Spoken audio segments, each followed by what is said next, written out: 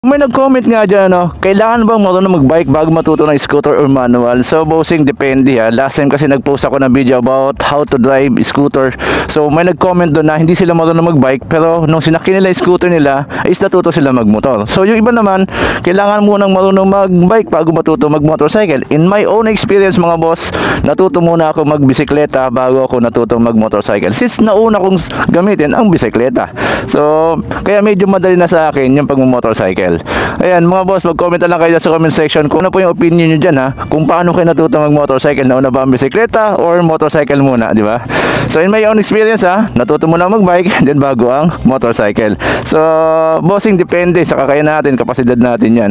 So kung wala kayong bisikleta at motorcycle, so no choice ka kundi pag-aralan mo talaga yung motorcycle mo. And then kung may bisikleta ka naman at the same time, kasi kapag marunong ka mag-bisikleta alam mo na yung balancing medyo madali na sa'yo yung scooter. Since ang scooter kasi pagsakay natin, ayan na, gas and go lang na tinatawag natin itong motorcycle na to kasi scooter siya.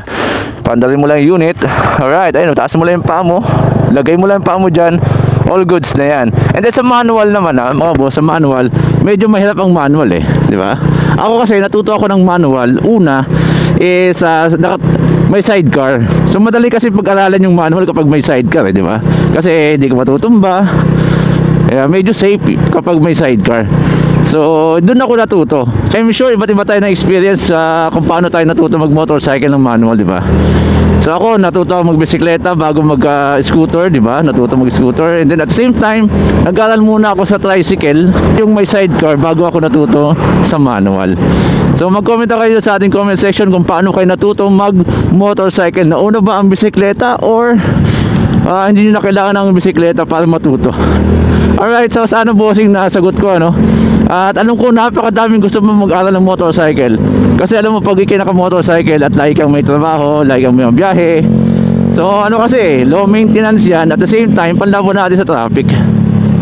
At affordable ang mga motorcycle napakadaming motorcycle na available sa market na below 100,000 pesos na maganda na yung quality. So yun lang, ingat po tayo palagi. Yun po yung aking masasabi doon sa tanong ni boss. At sana nasagot ko bossing So ingat po tayo palagi. Peace out and follow for more.